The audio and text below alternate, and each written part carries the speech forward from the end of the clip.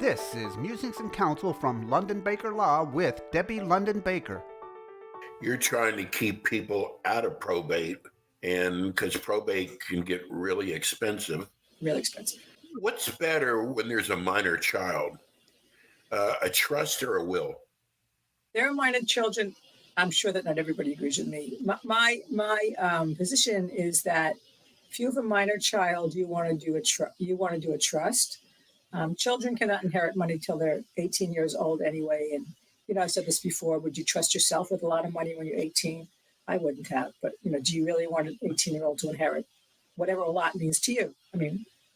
And the other thing for the trust is, part of a trust is you get to a point who's going to manage that child's money and when they're going to get it. And then you also, as my planning, it's not part of the trust per se, but you really look at who do you want to have raise your children if you're not around to raise them. And I was telling somebody recently who's got young children, I said, if you don't do it for any other reason, you want to do it for this, here's your challenge. Something happens to you, the parents, because even if a couple's divorced and mom's got custody of the children, the natural guardian of the children is the father, so they would go to the father. But if they died together or whatever, and you didn't appoint somebody, whoever looks better on paper gets to raise the kids.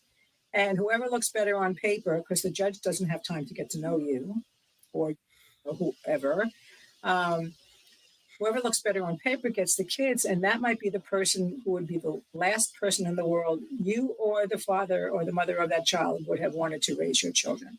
So it's a very important conversation about who do you appoint. You want them to share your values. You want them to share whatever they are. You want to trust that they'll make the kind of parenting decisions that you would have made to the best of their ability. But regardless of that, minor children, I think, demand a trust. What do you say to a family member who wants to contest a will? Well, I say, I think I've said that. I don't do them, but I would refer you to somebody. You want contest a will. Actually, somebody asked me last week if they could put in a will that if one of the beneficiaries contested the will, that they would lose their part of the inheritance. And I said, no, you can't. It's not legal in Florida. And they said, it's not. I said, no, it's not legal in Florida to do that.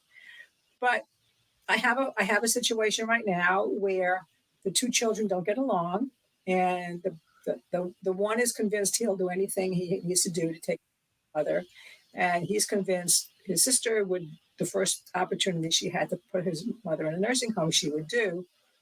And so we're going to do the estate in a way that neither one of them has a say at the end of how her assets are disposed of, for fear of the argument. For contesting a will, you better be certain, really certain, and have cash if you want to contest a will. If you think that your loved one was unduly influenced by somebody that they know, whether it's blood or not, and you're pretty sure you can substantiate that, then that might be worth contesting a will. And people find that with people who are older or have less mental capacity. Caregivers influence them. Children influence them. You and I are brother and sister, and I'm the one who sees mom every day, but you're the one she listens to, and you call and say, Deb hasn't been to see you in months. And if anybody went to the guest book, you would see I signed in at noon and I stayed until 2, but mom doesn't have capacity. So, but it's expensive. It's expensive, and it comes out of your part of the inheritance. It's not that if you contested our mother's will that I would wind up paying for that. You pay for it, and all of your fees, all of that gets deducted from your half of the inheritance. I don't suffer for that, except emotionally. So not only money, but you really want to figure out, do you want to pull the family completely apart by contesting a will? Do you really want to do that? And some people do.